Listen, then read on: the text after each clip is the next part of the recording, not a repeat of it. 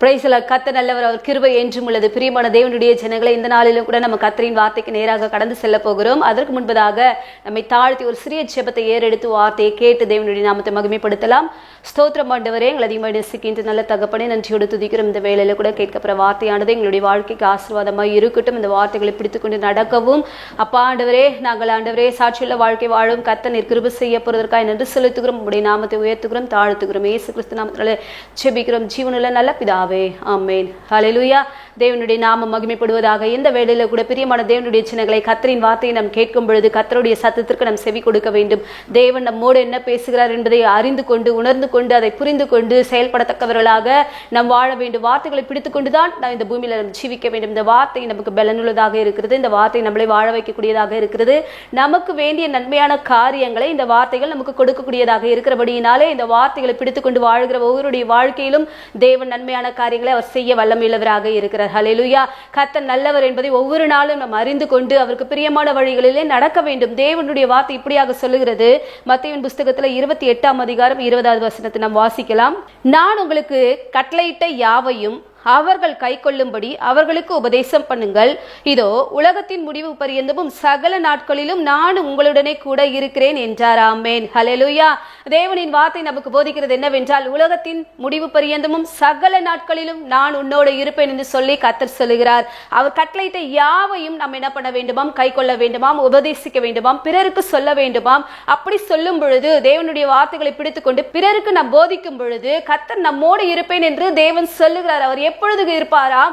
உலகத்தின் முடிவு பரியந்தமும் சகல நாட்களிலும் உன்னோடு இருப்பேன் என்று சொல்லி தேவன் சொல்லுகிறார். சகல நாள், ஒரு நாள் ரெண்டு நாள் கிடையாது. உலகத்தின் முடிவு பரியந்த, இந்த உலகம் எப்பொழுது முடியுமோ, இந்த ஜீவ நாட்கள் எப்பொழுது முடியுமோ, உன்னுடைய வாழ்நாள் எப்பொழுது முடியுமோ, அது வரைக்கும் தேவன் உன்னோடவே கூட இருப்பேன் என்று சொல்லி வாக்குரைக்கிறார். அதற்கு நாம் என்ன செய்ய வேண்டுமாம்? கர்த்தரின் கட்டளைகளை பிடித்துக் கொள்ள வேண்டும். தேவன் உபதேசிக்கக்கூடிய வார்த்தைகளின்படியே நடக்க வேண்டும். நீ மட்டும் இல்லாதபடிக்கு நீ பற்றி கொண்ட வசனங்களை, நீ கற்றுக்கொண்ட வசனங்களை, நீ தெளிவடைந்த அந்த வசனங்களை பிறருக்கு சொல்லி அவர்களை தேவன் பக்கமாக திருப்ப வேண்டும் என்று சொல்லி இந்த வார்த்தை நமக்கு போதிக்கிறது.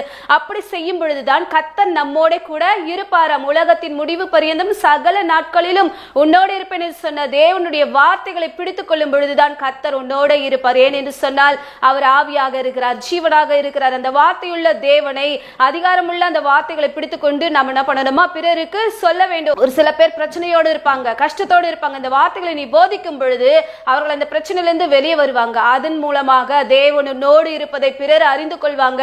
நீ செய்கிற ஜெபத்து நிமித்தமாக, நீ பிறருக்கு நன்மை கொண்டு வருவது நிமித்தமாக தேவனோடு இருப்பதை பிறர் அறிந்து கொள்வார்கள். ஆகையினால தன் பிரியமான தேவனுடைய ஜனங்களே, கர்த்தரின் வார்த்தைகளை, தேவனுடைய வார்த்தைகளை அசட்டை பண்ணாதபடிக்கு அவைகளை பிடித்துக் கொண்டு நாம் ஜீவிக்க வேண்டும். வேதத்துல கூட ஒரு மனுஷன் என்ன பண்ணாருன்னு சொன்னா, தேவனுடைய வார்த்தைகளை பிடித்துக் கொண்டார். அவரோடு கர்த்தர் கூட இருந்தார். அவர் என்ன பண்ணாருன்னு சொன்னா, தேவ சமூகத்தை விட்டு விலகாதபடிக்கு கர்த்தரை பிடித்துக் கொண்டு அவருடைய வார்த்தைகளுக்கு கீழ்ப்படிந்து நடந்த மனுஷனாக காணப்பட்டார். நாம் எடுத்து வாசிக்கலாம். யாத்திராகமத்தின் புஸ்தகத்துல 33ஆம் அதிகாரம் 11வது வசனம். ஒருவன் தன் சிநேகிதனோட பேசுவது போல கர்த்தர் மோசேயோட முகமுகமாய் பேசினார். பின்பு அவன் பாளையத்துக்கு திரும்பினான். நூனின் குமாரனாகிய யோசுவா என்னும் அவனுடைய பணிவிடைக்காரனாகிய வாலிபன் ஆசரிப்பு கூடாரத்தை விட்டு பிரியாதிருந்தான். ஹல்லேலூயா.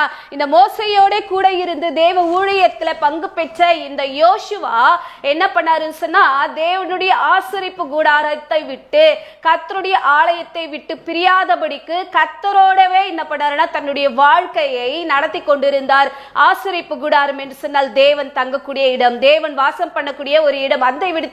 அந்த இடத்தை விட்டு அவர் விலகாதபடிக்கு தேவனோடவே கூட இருந்து கர்த்தர் என்ன பேசுகிறார் என்பதை அறிந்து கொண்டு ஒவ்வொரு நாளும் தன்னுடைய ஜீவியத்தை அவர் என்ன பண்ணாருன்னா செய்து கொண்டு வந்தாராம். யோசுவா யுத்த நாட்களுக்கு செல்லுகிற பொழுதெல்லாம் ஒரு இடத்திலையும் தோல்வியை பார்க்கவே இல்லை. ஏன் சொன்ன, சேனைகளின் தேவனாகிய கர்த்தர் அவனோட கூட இருந்தார். அவன் போன இடத்துல எல்லாம் ஒரு ஜெயத்தை காணும்படியாக தேவன் உதவி செய்தார். ஹல்லேலூயா.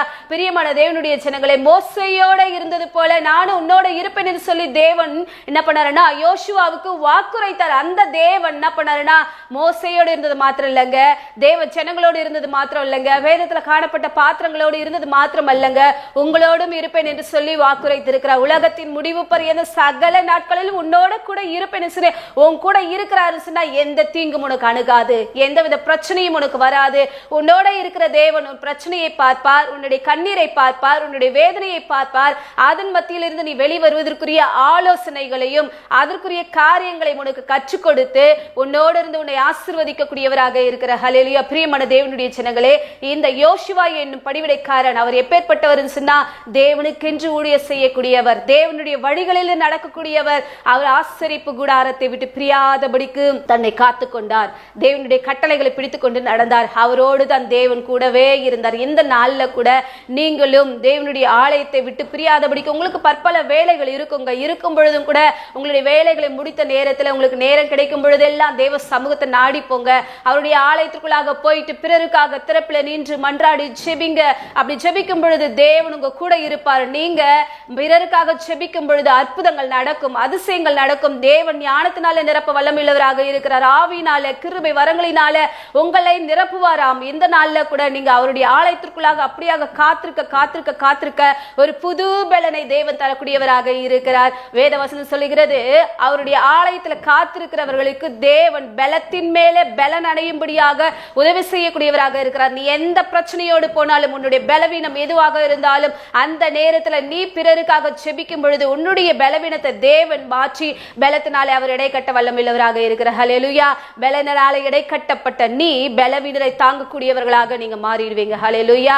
அப்பேற்பட்ட ஒரு கிருபையை தேவனுக்கு உங்களுக்கு தர வேண்டும் என்று சொன்னால் ஆலயத்தை விட்டு பிரியாதீங்க, ஆலயத்தை நேசிங்க. தாவீது சொல்கிறார், கர்த்தரின் ஆலயத்திற்கு போவோம் வாருங்கள் என்று சொன்ன பொழுது நான் மகிழ்ச்சியா இருந்தேன் என்று சொல்லுகிறார். ஆலயம் என்று சொன்னால் தேவன் வாசம் பண்ணக்கூடிய இடம். நான் கர்த்தரை பார்க்க போறேன், அந்த இடத்துல தேவன் இருக்கிறார். நான் ஜெபிக்கும் பொழுது என்னுடைய சத்தத்தை கர்த்தர் கேட்பார் என்ற மகிழ்ச்சியோட ஆலயத்திற்குள்ளாக கடந்து சென்றீர்கள் என்று சொன்னால் நீங்க சொல்லக்கூடிய ஒவ்வொரு வார்த்தைகளுக்கும் தேவன் செவியை கொடுப்பார். ஹல்லேலூயா. நீங்க பேசுகிற ஒவ்வொரு வார்த்தைக்கும் தேவன் மறு உத்தரவை என்ன பண்ணுவார்னா கொடுப்பாராம். நீங்க தேவனுக்கு பிரியமுள்ளவர்களாக வாழ முடியும். ஆகையினால தான் தேவனுடைய ஆலயத்தை விட்டு பிரியாதீங்க. யோசுவாவை போல ஆண்டவரே அப்பா, என்னுடைய வாலிப நாட்கள்ல, என் முதிர் வயதான நாட்கள்ல, கர்த்தர் எனக்கு கொடுத்திருக்கிற நாட்கள்ல, நீங்க சிறு பிள்ளைகளாக இருந்தாலும் உங்களுடைய நாட்கள்ல ஆலயத்தை விட்டு பிரியாதீங்க. எந்த நாளிலும் ஆலயத்தை ஒரு அசட்டையா எண்ணிக்கொள்ளாதீங்க. இப்படி எண்ணிக்கொள்ளாதபடிக்கு நீங்க வாழும் பொழுது கர்த்தர் உங்களை ஆசீர்வதித்து உயர்த்த அவர் வல்லமையுள்ளவராக இருக்கிறார். ஹல்லேலூயா.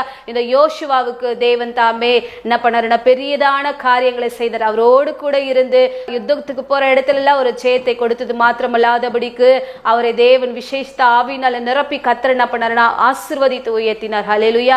இந்த நாள்ல கூட பிரியமான தேவனுடைய ஜனங்களே, உங்களுடைய வாழ்க்கைக்கு எது பிரயோஜனம் என்பதை அறிந்து கொள்ள வேண்டும். பிறரோடு பேசுவது பிரயோஜனமா, தேவனோடு பேசுவது எனக்கு பிரயோஜனமா? நான் பிறர்கிட்ட பேசினா எனக்கு நன்மை வருமா, தேவனிடத்துல பேசினா எனக்கு நன்மை வருமா என்று சொல்லி ஆராய்ந்து உங்களை நீங்களே நிதானித்து பார்க்க வேண்டும். வசனம் சொல்லுகிறது, நீர் அவரோட பழகி சமாதானமாயிரும், அதனால உமக்கு நன்மை வரும் சொல்லிட்டு நீங்க ஒவ்வொரு நாளும் கர்த்தரோடு பழகி பழகி பழகி தேவனோடு பேசி பேசி பேசி பேசி நீங்க கர்த்தரோடு நீங்க இணையும் பொழுது அதனால உங்களுக்கு நன்மை வருமாம். இந்த ஆசரிப்பு கூடாரத்தை விட்டு பிரியாதபடிக்கு யோசுவா என்ன பண்ணாரு? கர்த்தரை விட்டு விலகாதபடிக்கு கர்த்தரோடு பழகி கொண்டே இருந்தார், கர்த்தரோடு பேசிக்கொண்டே இருந்தார். அது நிமித்தமாக ஒரு உயர்வையும் ஒரு கனத்தையும் ஒரு மேன்மையும் தேவன் என்ன பண்ணாருன்னா இந்த மகனுடைய வாழ்க்கையில கட்டளையிட்டார். இவர் சொன்ன வார்த்தைக்கு தேவன் என்ன பண்ணாருன்னா அப்படியே கேட்டு என்ன பண்ணாருன்னா செய்தாராம். அவர் சூரியனையும் சந்திரனையும் நிற்கும்படியாக ஒரு ஜெபம் பண்ணார். அந்த வார்த்தையை கர்த்தர் கேட்டு அதன்படியே கர்த்தர் என்ன பண்ணாருன்னா செய்து ஆசீர்வதித்து உயர்த்தினார். ஹல்லேலூயா. எடுத்து நம்ம வாசிப்போம். யோசுவாவின் புஸ்தகத்துல 1ஆம் அதிகாரம் 5வது வசனம். நீ உயிரோடு இருக்கும் நாளெல்லாம் ஒருவனும் உனக்கு முன்பாக எதிர்த்து நிற்பதில்லை. நான் மோசேயோடு இருந்தது போல உன்னோடும் இருப்பேன். நான் உன்னை விட்டு விலகுவதும் இல்லை, உன்னை கைவிடுவதும் இல்லை. ஹல்லேலூயா. தேவன் மோசேயோடு இருந்தது போல நான் உன்னோட இருப்பேன். நான் உன்னை விட்டு விலகவே மாட்டேன், உன்னை கைவிடவே மாட்டேன். நீ போகிற இடமெல்லாம் நீ புத்திமானாய் நடக்கும்படியாக, உன்னுடைய வாழ்க்கையில நீ செய்கிற காரியங்கள் எல்லாம் வாய்க்க பண்ணும்படியாக நான் உன்னோடவே இருப்பேன் என்று சொல்லி கர்த்தர் இந்த யோசுவாவுக்கு வாக்குத்தத்தத்தை கொடுத்தார். இந்த நாள்ல கூட பிரியமான தேவனுடைய ஜனங்களே, கர்த்தர் உங்க கூட இருந்தாருன்னு சொன்னா உங்களுடைய வழிகள் வாய்க்கும். நீங்க புத்திமானா நடந்து கொள்வீங்க. யார்கிட்ட எப்படி பேசணும் என்பதை கர்த்தர் உங்களுக்கு என்ன பண்ணுவாருன்னா கற்றுக் கொடுப்பாரு. ஏன்? தேவன் உங்களோடு கூட இருக்கிறார். உலகத்தின் முடிவு பரியந்தம் சகல நாட்களிலும் உன்னோடு இருக்கிற தேவன் உன்னை வழி நடத்தக்கூடியவராக இருக்கிறார். உன்னுடைய பாதையை செவ்வை பண்ணக்கூடியவராக இருக்கிறார். உன்னுடைய காரியங்களை வாய்க்க பண்ணக்கூடியவராக இருக்கிறார். நீ எந்த இடத்துல போயிட்டு நீ ஒரு காரியத்திற்காக நிற்கிறியோ அந்த இடத்துல உனக்கு தேவன் வழிகளை திறந்து கொடுக்கக்கூடியவராக இருக்கிறார். உன் வழிகள் நாளெல்லாம் அவரை நினைத்துக்கொள் என்று சொல்லி வசனம் சொல்ல. அவரை நினைக்க நினைக்க நினைக்க உன்னுடைய காரியங்களை அவர் செவ்வைப்படுத்துவார். ஹல்லேலூயா. இந்த யோசுவாவுக்கு தேவன் அற்புதமான காரியங்களை செய்ய காரணம், இந்த மகன் தேவனோடு பேசிக் கொண்டிருந்தார், தேவனோடு பழகி கொண்டிருந்தார், தேவனோடு இருந்தார். இந்த மகன் தேவனோடு இருந்ததுனால தேவனும் இந்த யோசுவாவோடு கூட இருந்தார். உங்களோடும் கூட தேவன் இருக்க வேண்டும் என்று சொன்னால் நீங்கள் முதலாவதாக கர்த்தரை பற்றி கொள்ள வேண்டும். அவரோடு நீங்க இருப்பதற்காக முயற்சி எடுக்க வேண்டும். வேதத்தை வாசிப்பதற்கும் தியானிப்பதற்கும் பாடல் பாடுவதற்கும் ஆராதிப்பதற்கும் கர்த்தரை மேன்மைப்படுத்துவதற்கும் ஒரு நாளும் நீங்க என்ன பண்ணக்கூடாதுன்னா அசட்டையா இருந்துடக்கூடாது. தேவனை என்ன பண்ணணுமா உயர்த்தி கொண்டே இருக்கணும். அப்படி உயர்த்தினீர்கள் என்று சொன்னால் தேவன் உங்களோட இருப்பார். வசனம் சொல்லுகிறதுங்க, அவர் துதிக்கு பாத்திரராம், அவர் துதியில் மகிழ்வோனாம், அவர் இறங்கி வருவாரா, நீ துதிக்கும் பொழுது உன் பக்கத்திலேயே வந்து உட்கார்வாராம், சிங்காசனத்தை போட்டு அமர்ந்து உன் நடுவில் அவர் அமர்ந்து கொண்டிருப்பாராம். இந்த வேளையில கூட பிரியமான தேவனுடைய ஜனங்களே, அவரை நீ துதிக்கும் பொழுது ஆராதிக்கும் பொழுது உன்னை விட்டு விலகவே போகவே மாட்டார். உன்னோட கூடவே இருக்கிறேன் என்று சொன்ன அந்த தேவன் உன் கூட இருக்கணும்னு சொன்னா ஒரு நாளும் ஆலயத்தை மிஸ் பண்ணாதீங்க. உங்களுக்கு கொடுக்கப்பட்ட நேரங்களை தருணங்களை அதை இழந்து போயிடாதீங்க.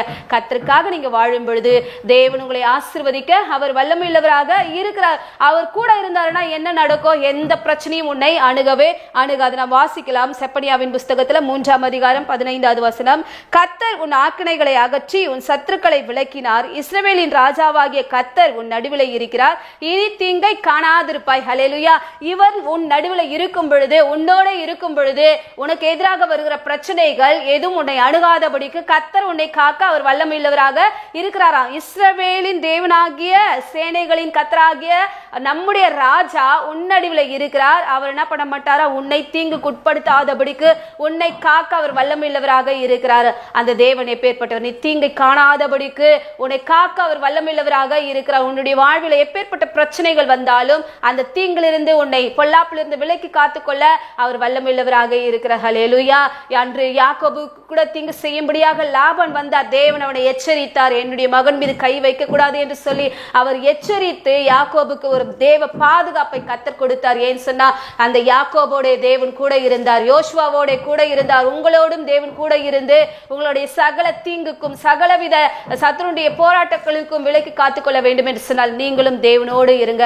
அவர் உங்களோடு இருந்து உங்களை ஆசீர்வதித்து அவர் உங்களை மேன்மைப்படுத்தி உங்களை கனப்படுத்த அவர் வல்லமையுள்ளவராக இருக்கிறார். ஹல்லேலூயா. பிரியமான தேவனுடைய ஜனங்களே, நீங்க அவரோடு இருந்தால் மாத்திரம்தான் தேவனும் உங்களோட கூட இருப்பார். ஆகையினால் உலகத்தின் முடிவு பரியந்தமும் சகல நாட்களிலும் உன்னோடு இருப்பேன் என்று சொன்ன தேவன் என் கூடவே இருங்க. ஆண்டவரே, என்னை விட்டு விலக மாட்டேன்னு சொன்னீங்க, நான் உன்னை விட்டு விலகுவதும் இல்லை, உன்னை கைவிடுவதும் இல்லை என்று சொன்ன தெய்வமே, என்னை கைவிடாதபடிக்கு என்னுடைய கரத்தை பிடித்து நீங்க நடத்துங்க. எல்லா சூழ்நிலைகளும் ஆண்டவரே நான் உம்மை அழைத்து கொண்டு போவேன், நீங்க என்னோடு வாருங்க என்று சொல்லி தேவனத்துல கேளுங்க. வசனம் சொல்லுகிறது, அவர் வலது புறத்திலே நமக்கு நிழலா இருக்கிறார். நம்ம போகிற இடமெல்லாம் தேவன் நம்மோடு கூடவே அவர் நிழலாக பாதுகாப்பாக கூட இருந்து நடத்துகிற தெய்வத்தை உங்களோட அழைத்து கொண்டு உங்களோடவே என்ன பண்ணுங்கடா, தேவனை வைத்துக் கொள்ளுங்க, தேவனுடைய வார்த்தைகளை பிடித்துக் கொள்ளுங்க. அப்படி இருக்கும் பொழுது உலகத்தின் முடிவு பரிந்தும் உங்களோடு இருக்கக்கூடிய அந்த தேவன் உங்களை விட்டு விலகவும் மாட்டார், உங்களை கைவிடவும் மாட்டார், உங்களை ஆசீர்வதித்து உயர்த்துவது நிச்சயம். ஆகையினால தேவ பிள்ளைகள் கர்த்தரின் வார்த்தைகளை பிடித்துக் கொள்ளுங்க. கர்த்தர் தாமே இந்த வார்த்தைகளை ஆசீர்வதிப்பாராக. ஜெபிப்போம். ஸ்தோத்திரம் ஆண்டவரே, எங்களை அதிகமாக நேசிக்கின்ற நல்ல கர்த்தாவே, நன்றியோடு துதிக்கிறோம். இந்த வேளையில கூட கேட்ட வார்த்தையின்படியாக உம்முடைய பிள்ளைகளை கர்த்தாவே நீர் ஆசீர்வதிக்கப்படுவதற்காக ஸ்தோத்திரம் ஆண்டவரே. இதோ உலகத்தின் முடிவு பரியந்தமும் சகல நாட்களிலும் உன்னோட இருப்பேன் சொன்ன தேவன் ஆண்டவரே, உம்முடைய பிள்ளைகளோடு நீர் கூட இருப்பீராக ஆண்டவரே.